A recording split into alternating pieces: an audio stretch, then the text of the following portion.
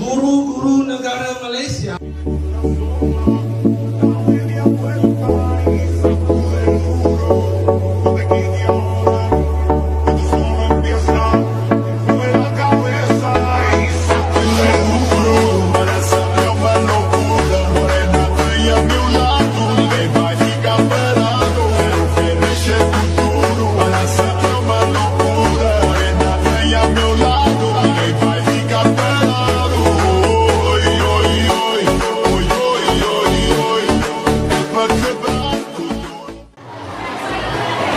Hari ni hari guru. Apakah ucapan murid-murid kepada cikgu-cikgu?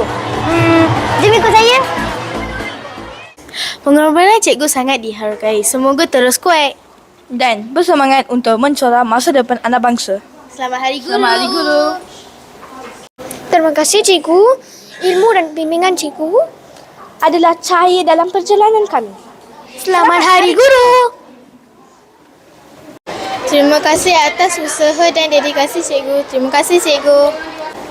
Terima kasih atas tunjuk ajar cikgu. Semoga cikgu terus sukses. Selamat Hari Guru. Di kesempatan ini saya ingin mengucapkan Selamat Hari Guru kepada semua cikgu yang ada di Malaysia. Selamat Hari Guru cikgu. Sekian dulu dari saya, Adam Firas, melaporkan dari TV PSSSK Setia Alam. Cak Nakir by SKSA hebat. Jumpa lagi. Assalamualaikum warahmatullahi wabarakatuh.